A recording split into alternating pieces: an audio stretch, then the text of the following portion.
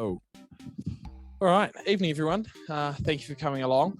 For those that don't know me, I'm Jake McIntyre. So I'm kind of an account manager from Mongo, but happen to be the first one of those from Mongo here in New Zealand. So I guess first, thank you all for coming along tonight. Hopefully have a really good presentation from Adam. I'm actually, having seen the slides, I'm really looking forward to it myself. First off, maybe just to welcome everyone, I'll hand off to Rich from Figured to introduce everything. Yeah, cool.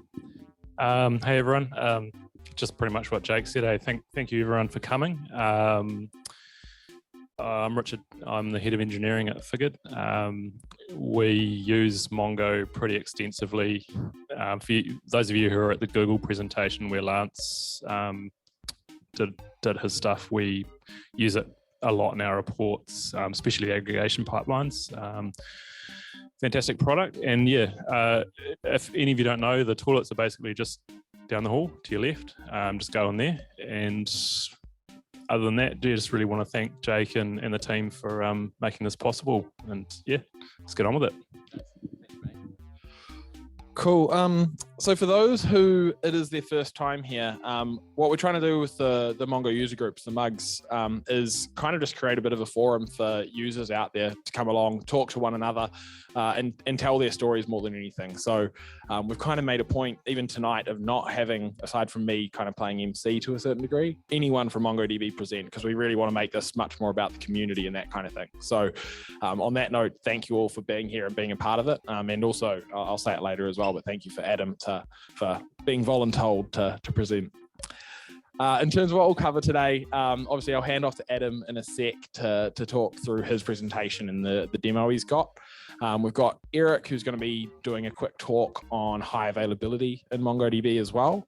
Then Philip will run a quiz, we'll give away some swag, and then we will wrap up from there and have some beers and pizza. So that's kind of the agenda for the evening. So without further ado, Adam.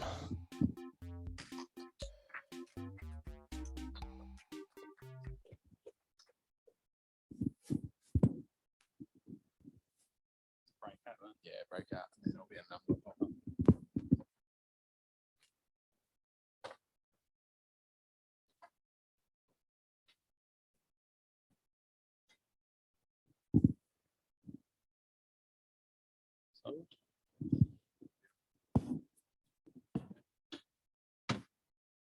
Hey everyone. So please go easy on me because I think this is the first presentation since university. So that was about 10 years ago.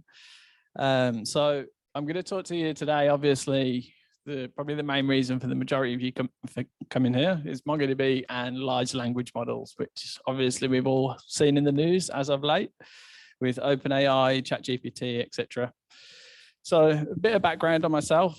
I came to New Zealand and started working for a company that did like ERP integration. So when you think of ERPs, you've got your sort of SAPs, MyArb, Xero, and those types of things. They were working with Microsoft SQL back in the day, stored procedures and all those nice things.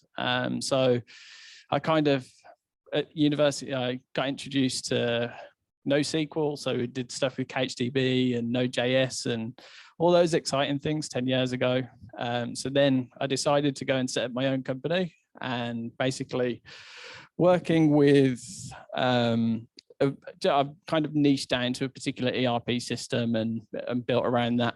So the reason that I decided to choose MongoDB was kind of the Atlas offering. So just for one person, it kind of enabled me to rely on, obviously, MongoDB to provision the databases and manage those types of things.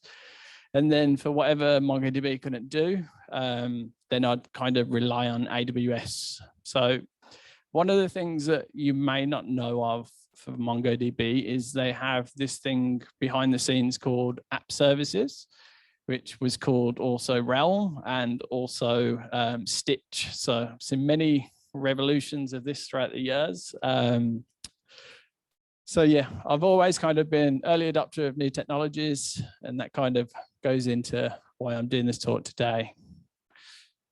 So I thought it was probably best just to go around what Atlas App Services is, because that's what the demo is kind of built around, and it manages the whole thing without me having to run any containers or any of those sorts of things. It's a simple app, but just to reiterate how good Atlas App Services is, I've had thousands of customers doing B2B orders, doing millions of dollars worth of orders, all using pretty much Atlas App Services on the back end, doing things from authentication, doing HTTPS endpoints, automation with triggers and all those types of things. And the high availability comes from the fact of you've obviously got your 3 nodes that Atlas offer. If one goes down, it comes back up again. I can kind of sit there, potentially maybe on a beach, and hope that everything goes to plan. But yeah, it's been really good over the past 4 or 5 years to help me build on top of. Probably the closest examples you could get are things like if you've ever used Firebase and AWS Amplify, those things kind of help with authentication and so like the serverless functions, storage, etc. So the main components that I use are pretty much the functions and triggers. So triggers kind of build on top of MongoDB change streams, which are awesome if you haven't used them before. So the next thing to cover, I'm just kind of building like the foundations of the understanding for you. Atlas search. So I think it was probably 18 months to 2 years ago, maybe less, maybe longer, I'm not too sure. But MongoDB kind of introduced Atlas, which kind of runs alongside the cluster, but it kind of gives you all the nice search stuff from like Lucene, and it doesn't come at any additional costs. So, I mean, if you're paying for things potentially like Algolia or some of these other third-party software as a service things, like Algolia is so expensive, and you then have to send all your data there. It's another integration, etc. Go and try MongoDB Atlas Search because it's so fast. It's pretty mind-blowing, and I know that I haven't even explored probably even 30% of it. So yeah, go and try it. And then the bottom point there, vector search. So that's what I'm pretty much talking about today. Was just announced. I think it was at MongoDB Local in New York, probably around a month ago. But before it was announced, I was accepted onto like an early access preview for that. So I kind of built some POCs, and one of the POCs is what I'm going to show you today. So what is vector search? Can anyone put their hands up and tell me what vector search is? Like, does anyone know what vector search is? Yeah, I didn't think so. And I truly potentially don't know that I do either, but I know how to use it, which is cool. It's very, it's just complex math in my basic understanding. So when you think of, say, a paragraph of text, or let's say a page of a PDF, or even an image, underlying that is obviously ones and zeros because it's a digital format. But this is a new sort of thing that I'm not sure exactly what happens, but you essentially take your data, maybe a string of text, and then you pass it to something like OpenAI's embedding model. So you can see this model here, text embedding Ada 2. And this will basically take your text and it will return 1,536 numbers, which you'll look at them and you'll be like, okay, what does that mean? Like, because to the human eye, it doesn't mean anything, but to a computer, and when you're doing the vector search, it means a lot. So the dimensions are these, it's an array of 1,536 numbers. And the way that it then works is, you can see on the screen here, you've got the X and Y axis. So all of these sorts of points kind of consider what the vector is. So you'll see the blue point on the top. What happens is when you want to ask a question, like let's say, what's the weather doing today? You then convert your question, what's the weather doing today, into a vector. And then you then go to MongoDB. Okay, here's my 1,536 numbers. What's the closest representation that you can get of those numbers? And that's what you can see from those nodes around there. They're called the nearest neighbors. So essentially the nearest neighbor is, here's my query, what's the closest thing that's around it? Probably one way that you can think of it is when you go to like an e-commerce online shop and it asks for your precise location, you put it in and it might show the 5 closest stores around you.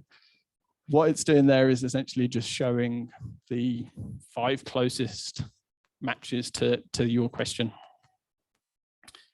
So in terms of loading data, you've obviously got all these different types of data that you've got sitting around. In businesses, you might have knowledge bases, you might have code repositories, you've got emails, you've got all these different types of data.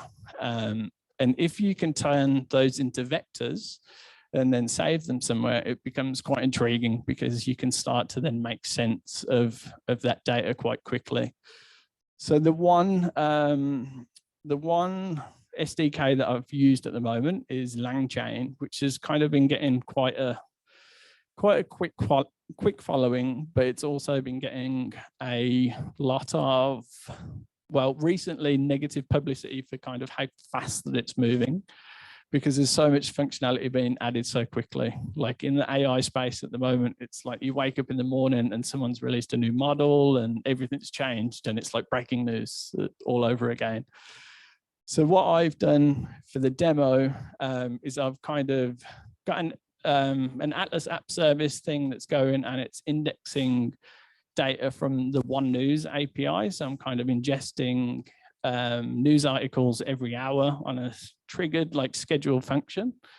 And then that goes to OpenAI, embeds the data. So imagine this is One News's API, just JSON data. It then takes it in, loads it, embeds it, and then basically puts it back into MongoDB. So with the purple thing there, that's essentially MongoDB's document.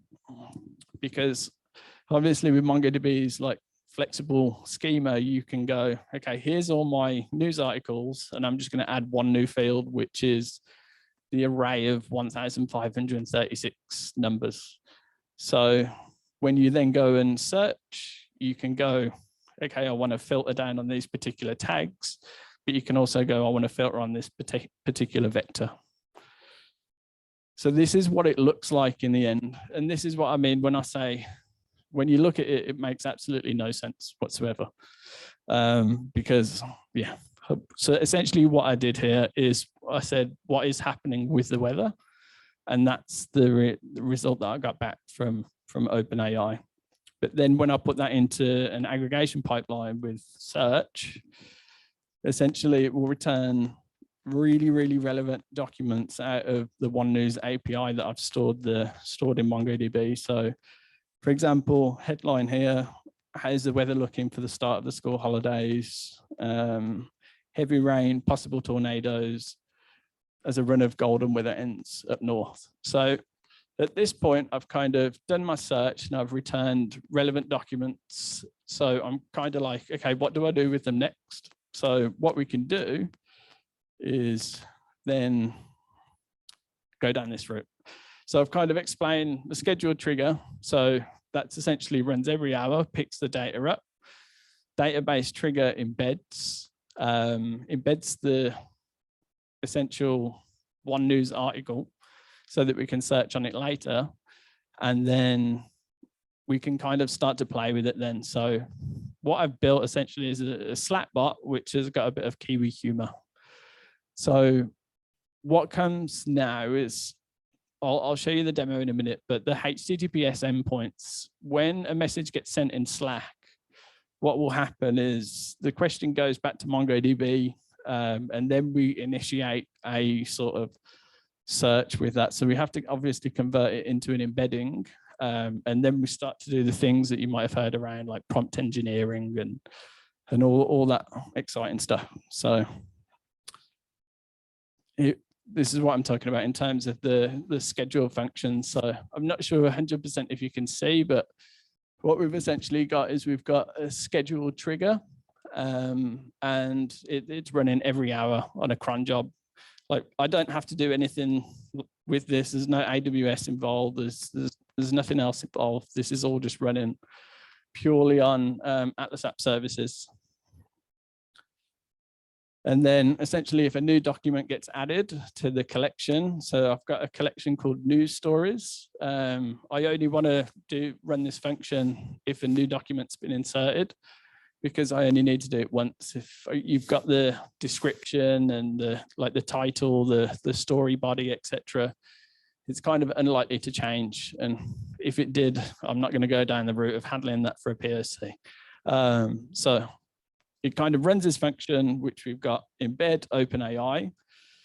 So then, yeah, this is where we start to get into the code. So can everyone see that? Or, yeah, sweet. So one of the things we've got at the top is context values.get. So that's essentially, I don't want you guys to see my OpenAI build key running up a huge bill. Next thing we do is import the packages, add all the configuration things that we need to, and then we take the full document. So the full document is essentially what I saved from the OneNews API. But to kind of make sense of that, I could just like JSON stringify the whole thing, but what I've done is kind of put the tags. So you might have things like sport and those types of things. And then I put the headline description in, and then I've also put the story in. So I basically take that string, which might be quite big, and then send it to OpenAI and do the embedding. So within this variable here, embedding, that's where we've got 1,536 numbers. And that then gets saved here. Yeah, so it basically updates it. Well, it doesn't upsert, you can't see the thing. And yeah, just puts the embedding value on. So then the next thing, now that we've got all our news stories and things in MongoDB, it's just sitting there, it runs along every hour. It will just continue to go for, well, until OneNews API shuts me down or shuts MongoDB down from requesting from their own service. But essentially, what we need to do now is Slackbot comes in and asks a question. So we can, I'm using change streams again here, because with Slack's bots, you have to respond in 3 seconds. Now, OpenAI doesn't tend to respond in 3 seconds. So I just thought of another way around it to use change streams again. So what I do initially is you can call another function quite easily within here. That's another Atlas App Services function. So I just send back to the user instantly, look, we've received your question. And then we kind of go through that same business again. We need to take the user's question and put it into an embedding. Because if we remember back to that chart where it was like those 5 neighbors, we need to find the closest matches that we've got. So this is where the magic happens. And this is kind of what MongoDB have just released with the vector search. So we've got this new operator at the top, which is called KNN beta, and we can put our vector in there. And I've specified that I want three documents to return. So within those 3 documents, I essentially want URL, description, headline, publish date, tags, story. I don't want the vector because at this, now it's useless to me because I've only needed it for the search. And then we basically come down, get our story results, and then we've kind of redo what we did when we created the vector. So, you know, I want to get from our data the headline, tags, date, and story. So now we're kind of ready to go. Okay, we want to put that into ChatGPT. So this is one of the important things when you're working with these large language models, that you really kind of have to tell them what they need to do. Otherwise, they can kind of just go off and do what they wanted. So without this system prompt here, it wouldn't know that it was related to New Zealand news articles potentially. And it wouldn't know to add in a bit of Kiwi humor into the responses. So within this, some of you guys might have seen this before. If not, we're basically selecting the model that we want to target here. So GPT 3.5 Turbo is what pretty much everyone, I assume, might have used here. And that's essentially ChatGPT's underlying model for the free sort of tier.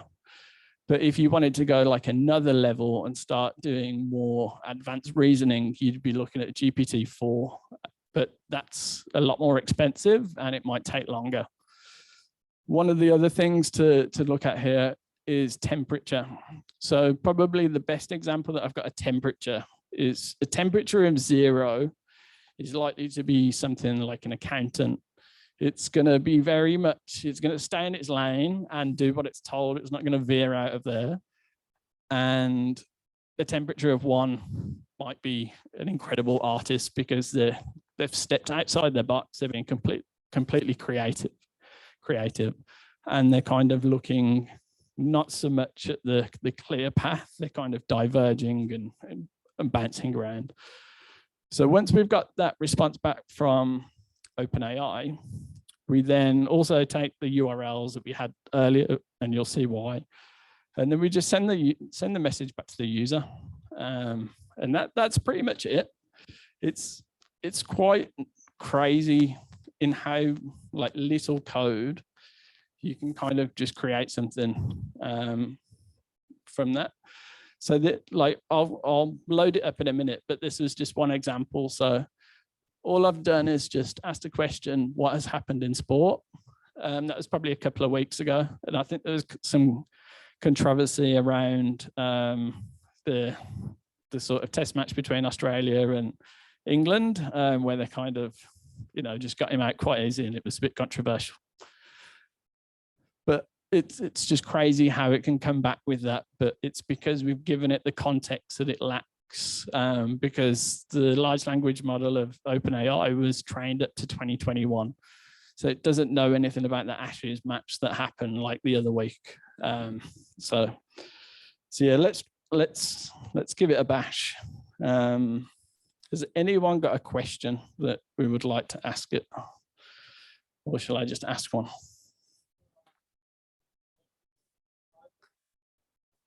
What was that, sorry? I think in the embed, I think I picked the first 1,000 characters just because you've got to deal with like context, like token limits and things.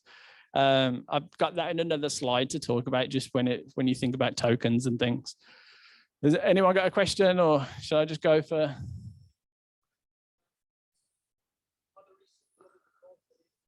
Okay. Let's say last 2 weeks, because I added in some.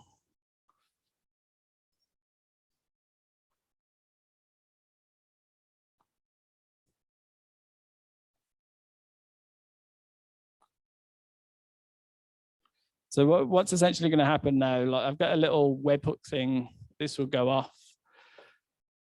So that was our first sort of function that ran. It was like, because I want to respond straight away back to the user to be like, we've received your question. Then it might take 8 to 10 seconds. So what it's basically said is, so I'll just leave you all to read it because, yeah.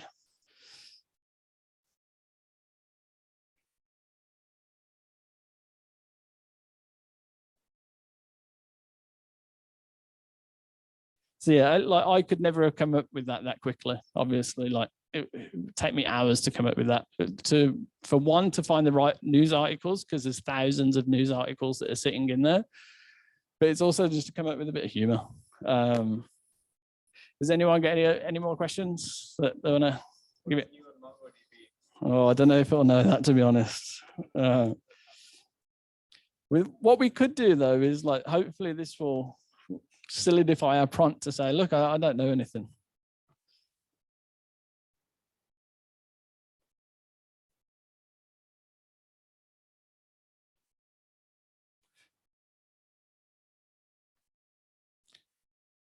So it still returned the things because obviously it still found some things, but yeah, And that, in my opinion, that's a good response because we don't want it to lie about things. So yeah.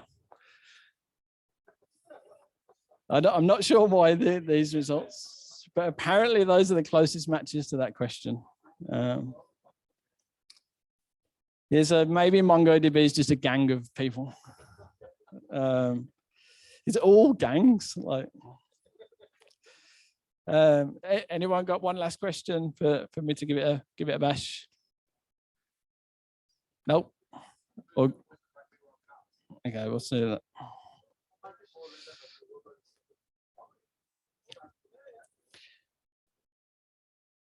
But then it's taught on American information, maybe. I don't know. We'll see. Who's going to win the rugby?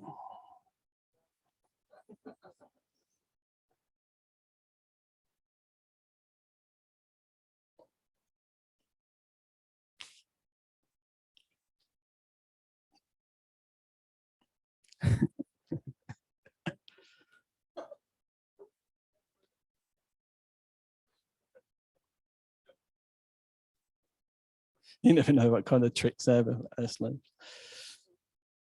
So yeah, like, I mean, this is obviously a super fun project, but I'll just show you one other thing that I've kind of built that's helping me at the moment, which is actually more of a sort of business use case that is relevant. So I work with an ERP system, Accredo. You've probably never heard of it, but it's quite a specialized sort of ERP system in New Zealand and Australia. But I don't know 100% behind the scenes how it works that well, but I obviously understand how the API works. So I can come in, and because I've indexed all the documentation that sits behind it, I can then ask some sort of questions to be like, explain how I can find out of stocks. So I don't know in the ERP system at this point of how to do it, but because I've indexed all the information, I can pass all of that information into OpenAI, so it can make sense of these bricks of text because it found the closest match. So yeah, so that's super helpful. And because it's good at writing code, you give it the sort of specifications around the OData endpoints and things. It will then start writing code for you. So I mean, I've wrote some bots to literally go and write code for me to improve my SDK that I've got open source just for this particular ERP system things. So yeah, that's an actual business use case. The POC was just a fun thing. But yeah, so some of the key considerations when you're thinking about working with these OpenAI large language models, you could even be looking at local models like Llama and these types of things. It's the embeddings, like you kind of, if you're going to be doing the way that I've done things, you have to use those. You have to get your data into these numbers to be able to search upon them.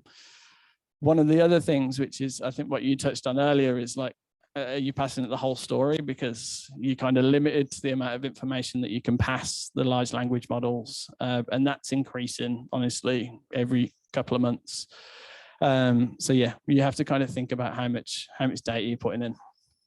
And going back to Atlas Search, you should try it if you haven't used it. If you're using other search providers, I'd really recommend just building a POC to see how fast it is, and you don't have to re-index your data out to another third-party provider. Another thing, app services. I've been using it for ages. I've got thousands of customers that are using my software to place orders and things, and it works really well. One thing I found on Twitter was this image that's on the right-hand side. I'm not sure how well you can see that, but it kind of gives a really good representation of, you know, that first thing. You've got your private business or personal information. If you've got it over 10 different systems, it's like you have to go into search and all of those things. But if you can kind of vectorize it and put it in, it becomes really powerful because you can start to bring different data sources together. And then that's just another good image down the bottom of the nearest neighbors and things. One thing, like I did this presentation probably, I don't know, last month or whatever it was, OpenAI released another thing which is called OpenAI functions. So I just had to play around with that. It's super powerful. So I mean, I just copy and pasted this bit of text down the bottom here, but you could imagine this could be an automated script going out and collecting information. And I've essentially said, look, this is a schema that I want this data in. You'll see like here 3.2. In there, it doesn't say anything about a rating. It does here with reviews and things like that, but that was the output that it gave. You could just put that potentially straight into MongoDB if you've got a schema around that. So in terms of if you've got lots of data sitting in silos and things and you need to get it into a nicer format, you should look at doing this. And here's just something cool that I created with Stable Diffusion, because it's cool. So yeah, that's pretty much a demo and everything. Yeah, at the bottom, if your company's interested in what you said and stuff, just happy to talk and reach out to me. You can get my LinkedIn via Ironman. So yeah, has anyone got any questions?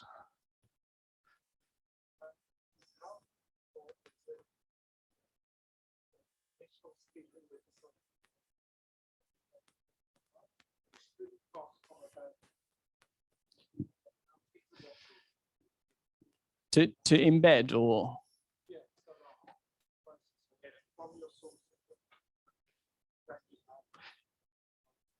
So I mean,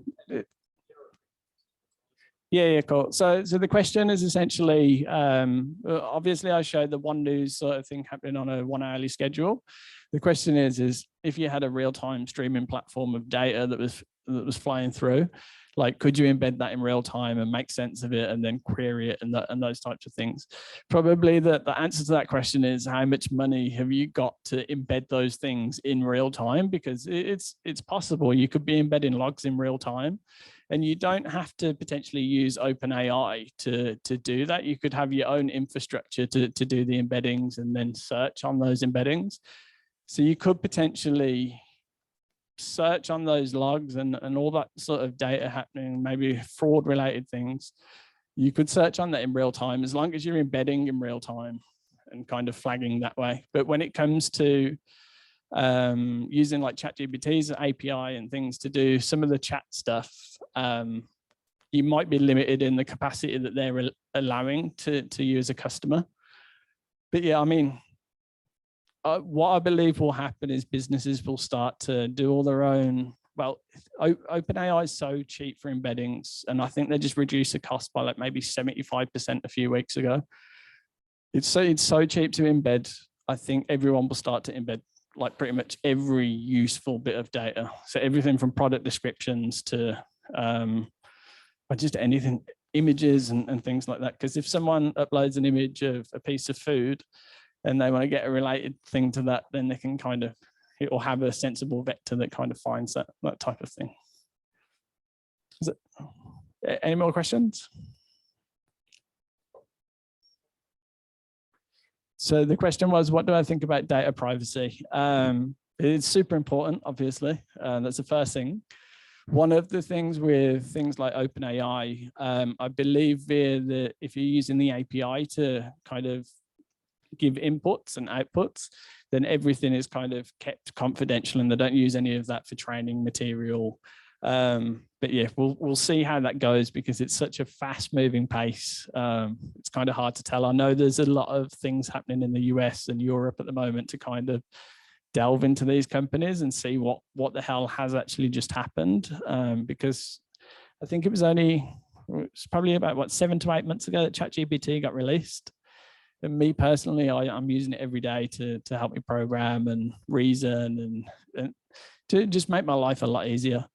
But on the flip side of that, you've got this exciting thing that's going on with all these open source models of things like Llama and these other models. Like Meta just released Llama 2 today, which is a new improved model with a 4K context length.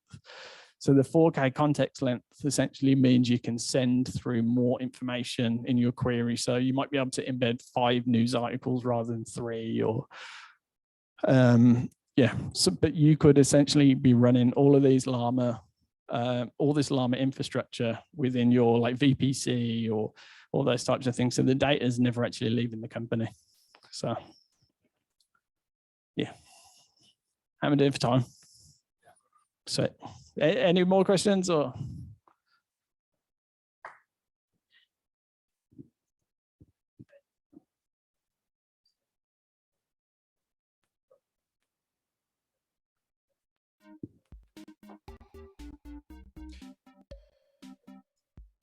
So, I mean, I haven't so much compared the speed yet, but like the one thing that I would say is when you're thinking about the difference of, like, let's say I want to make a lasagna tonight. What's going to happen in that is you're going to search a food website and it's going to return lasagna probably, but it's not going to return you the core ingredients of beef, carrot, onions, and all those types of things, because there's no word in lasagna that says carrots or onions, but the vector has, because you can retrieve the correct documents, you've got more of a general understanding of what's related to lasagna. So, all good?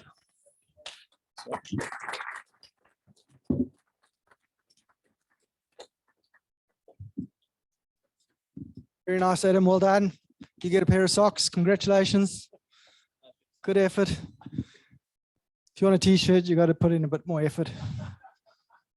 All right. So you're all problem solvers as engineers.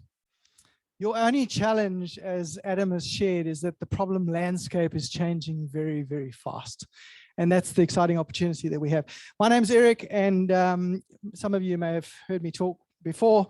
I like a lot of technologies that Adam likes, and the reason I got into MongoDB is you'll have to come to .local to find out the answer to that question, right? So that's not what I'm talking about today. These are some of the technologies that I like. I run a company called Cloud Eyes, and we specialize in building APIs on top of MongoDB and helping our customers to solve problems. Today I want to I've got a lightning talk, so 5 minutes just around building high availability platforms on MongoDB.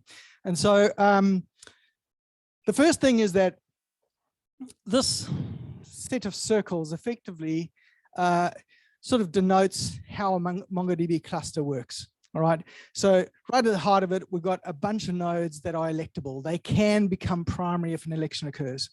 Around that, we've got a bunch of nodes that are secondaries. They cannot become primary, but they can be read, and they're updated all the time. They have current data, and they have the same hardware infrastructure that the primary nodes have. And around that, we have analytic nodes, which is something that was introduced, I think, a year or two ago.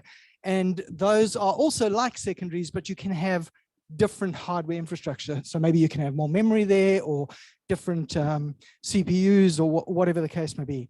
So when you think about high availability, you're only interested in electable nodes. That's the only area that you're thinking about. Okay, where are your electable nodes? And so you need to think about dispersing those electable nodes across regions or cloud providers, and probably both if you want to build an HA system. You must have less than 50% of your electable nodes in any single region. If you lose a region, you must lose less than 50% of your electable nodes. All right. So depending on how big your cluster is in terms of those electable nodes, if you have 3, that means you can only have 1 per region effectively. If you have 5, potentially you could have 2 in a region. All right, but no more than 2, because then you'd have more than 50%. If you lose that region, you're not going to be able to have a successful election to vote a new primary in place. It probably makes sense sorry, let me carry on. Another key consideration when you're thinking about high availability is that amongst your electable nodes, it's critical that you have low latency between those primaries. They need to be able to communicate really, really fast for the purposes of replication, for the purposes of elections, et cetera, and they need to be able to communicate with each other. So you need very, very low latency. And so the last thing is you should consider a multi-cloud strategy. Now you may say, my cloud provider is never going to die. Okay, maybe. if you're not GCP in Paris, for example. All right, things go wrong, and you can lose an entire region. And so consider putting an arbiter or a final voting node in a different cloud provider. So for example, let's say you're a fan of AWS, consider putting the odd one, the last node, in GCP or Azure, for example. All right, that would give you that separation. So in terms of Mongo Atlas, it makes it so easy to set up your high availability environment. All you do is go and create a new cluster. You click on multi-cloud, multi-region workload isolation. You enable that option, and then you start adding your electable nodes to that list. That is an ordered list. So the top item there, which is Sydney, that is priority 1. The second one is Melbourne, that's priority 2. If the primary node physically died in Sydney right now, an election would occur, and more than likely the second node, because we have 2 in Sydney, would become primary because of its priority. But if the whole of Sydney died, then we have 3 out of 5 left, which means we can have a successful election, and the Melbourne machines, one of the Melbourne machines would become primary. So it's really simple to set it up. This is how you do it. You can set up your nodes across cloud providers. You can see I've done 2 in Sydney, 2 in Melbourne, and 1 in GCP. All right. And so that's a pretty nice way to do things. The reason I like this particular example, oh, you can't even read it. Crikey, I'm looking at this.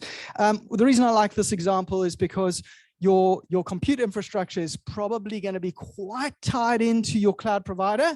So in this case, we've got the primary region is one cloud provider, AWS. Secondary region is the same cloud provider. So moving your compute, your actual code, would actually work quite well. All right, key considerations: cost.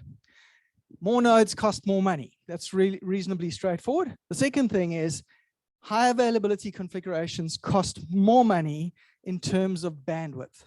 The reason is that if you're inside a region and your comms is happening inside the region, you're paying about 1/10 of what you'd pay if that data left the region and went to a different region, or left the region and went to a different cloud provider. So it does cost you a bit more money, but we're talking 10 cents a gig of bandwidth as opposed to, so you're not talking about huge numbers.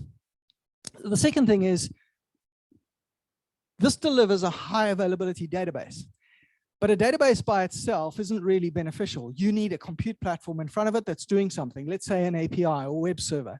You'd need to solve the high availability part of that problem as well. So you'd need to ensure that your compute problem is also available across multiple regions. However, to be fair, that is an easier problem to solve than creating a high availability database. So if you try and build a high availability database with a relational database, you'll find that's quite hard to do. All right. And so you need to solve that problem.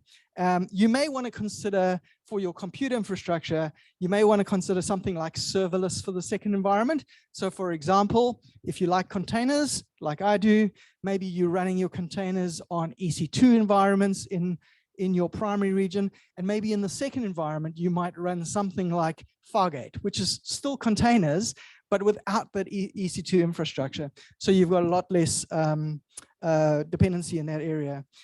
Your failover should be transparent, all right? So we want to have the ability to do this, and basically what you should consider is that you either run across multiple regions automatically with DNS, all right, where you're directing users to the closest region to them, or alternatively that you have DNS failover in place so that all your customers are going to region number 1. That's just that's where you live, that's home for your system. And when that fails, it fails over to region number 2 and scales that environment up. And I think that's the end. All right, thank you very much.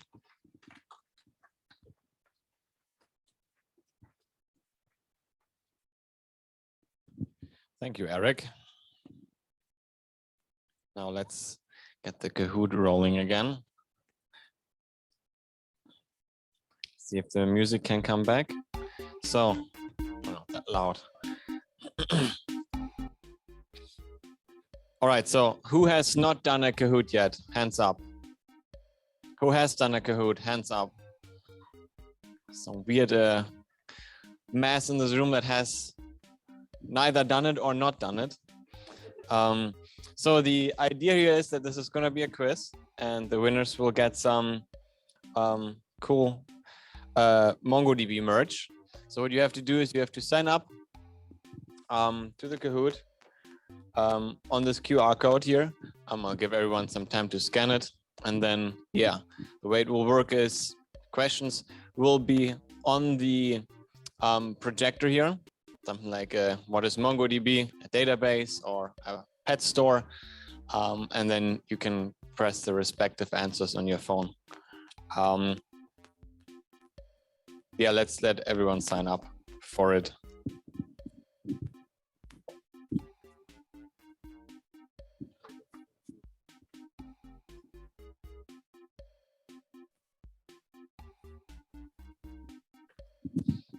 All right, still people joining.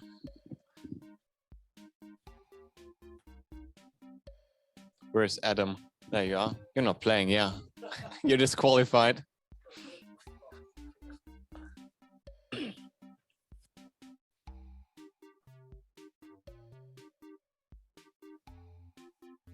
All right, still people joining. Anybody that has not joined yet? All right, still some less people trickling in. Someone left, okay.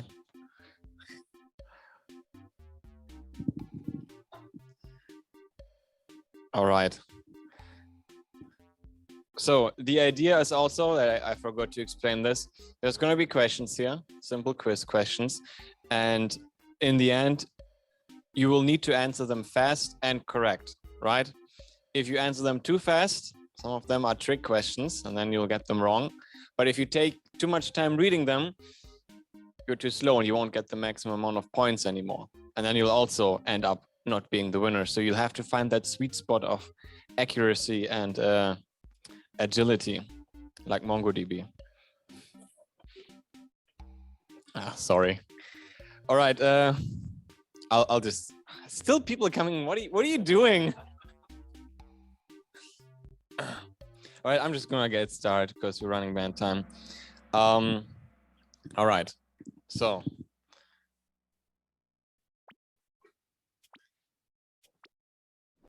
Yeah, welcome Auckland. So skip that. All right, first question. When was MongoDB or 10gen founded?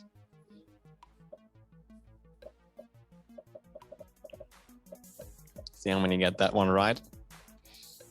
10gen was the original name of what we now know as MongoDB. I changed the name at some point, 2009 or something. So it was 2007 when they founded the original company, not 2005. All right, so let's see who's leading the pack. Ethan, where's Ethan? Nice, you were the by far fastest one. A few other folks pretty fast. So let's see if you can defend your leaderboard title. Next question, what is MongoDB?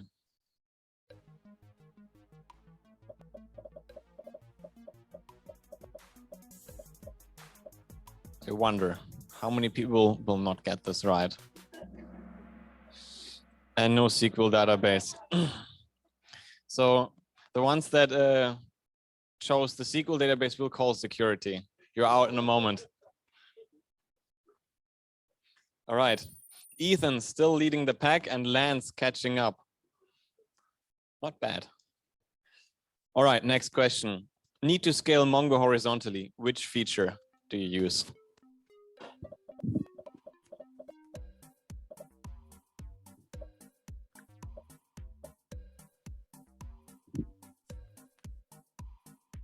Maybe a bit of a trickier one this time.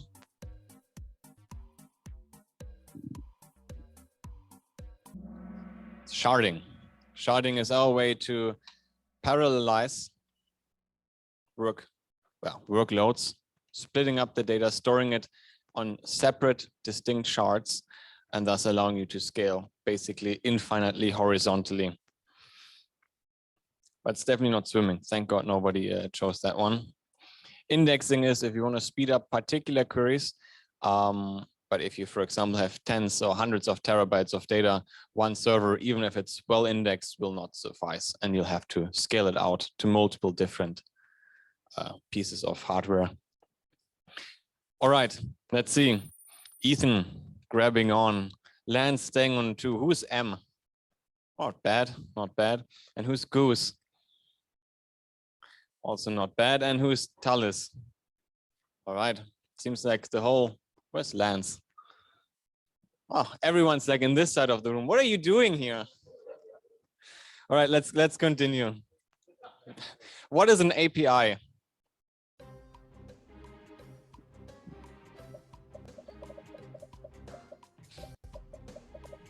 In the mirror, it's a type of beer.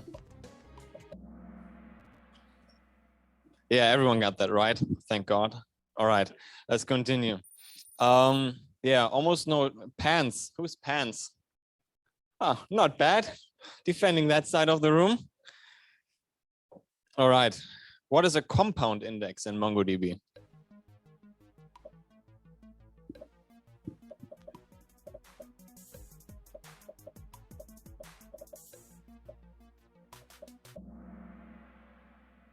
An index on multiple fields. So the idea is basically you have a document and you have 2 fields, let's say product name and origin, and you want to have a query that well, targets both of those fields, has some conditions. Product name is, I don't know, something like Apple, and the origin is Waikato region. Then yeah, you'll need to index both of those fields, and that index type is called a compound index in MongoDB. And yeah, most of you got that one right. Oh, Lance taking the lead.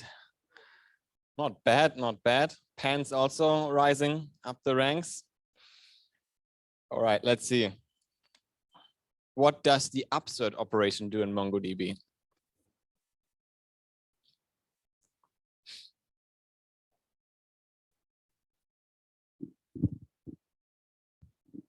All right. Uprooting trees in a forest. Who comes up with this? Updates existing documents or inserts if not present. It's actually quite a handy little statement. If you upsert into MongoDB, if the document doesn't exist and you check with a unique identifier, then it inserts it. And if it already exists, then it just does an update, which really helps with deduplication within one query. All right, so any changes? No. Leaderboard, no changes. That's boring. All right, what is wired target in MongoDB?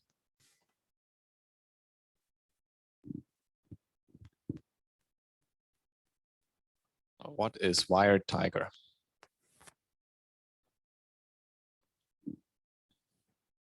Maybe a bit of a tricky one. Storage engine. It's MongoDB's underlying storage engine that we acquired almost 10 years ago, I think, and that you run normal Mongo queries through. So everything that's like Atlas search that we saw before in Adam's talk, that's going through the Lucene engine, Lucene search engine, and wired target is like normal find queries in Mongo, which is our document database engine. All right. Any changes? Yeah, some changes. Jaden and Melina, can you raise your hands? All right, that's out of the room. Coming in strong. Pants, M and Lance still on the top 3 spots. Let's see. What does MongoDB Compass do?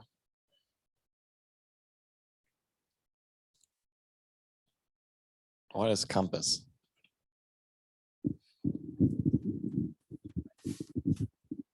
I didn't. It's actually a large language model.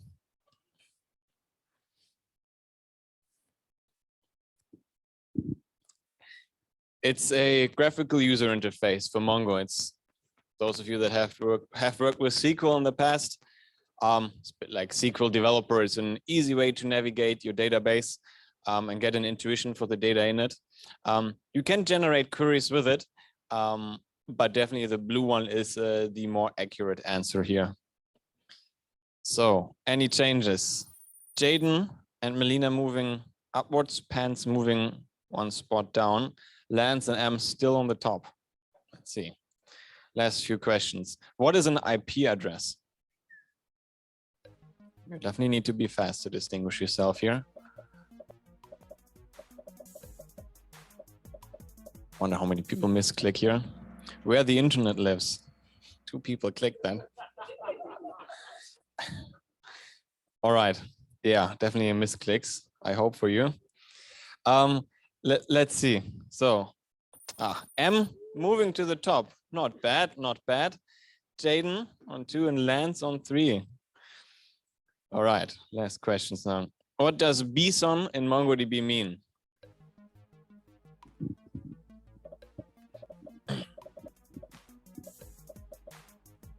All right, most answers already in. What is bison? Binary JSON. So actually, whenever we say that we store JSON in MongoDB, we're kind of lying because we store bison, which is binary JSON, and it's an extension of the JSON that you all know. And it includes additional data types, like, for example, decimal 1 to 8, which allows you for highly precise calculations and other goodness that you might want to have in a database. Most of you got that correct. Basic structure object notation is unfortunately not what it means.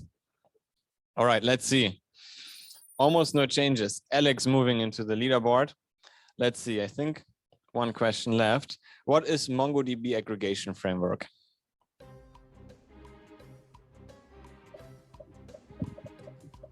Let's see, this question might decide all of it. All right, most answers in. A framework for data processing.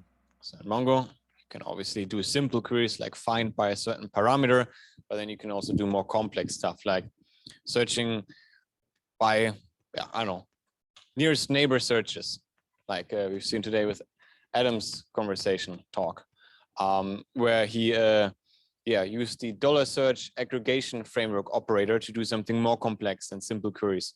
And we have more than 100 or so of these operators that you can use to manipulate data in the way you see fit.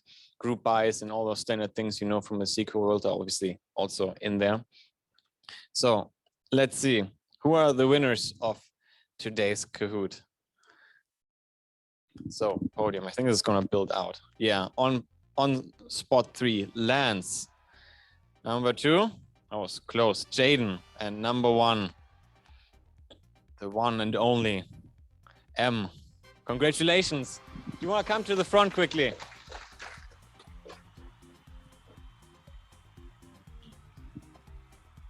Congratulations, mate. Well done.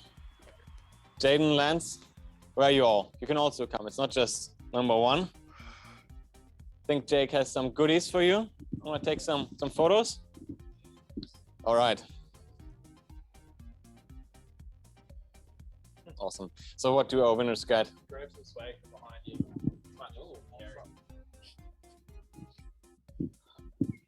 Can always never have too many MongoDB socks. All right. All right. Yeah, cool. Thank you, Philip.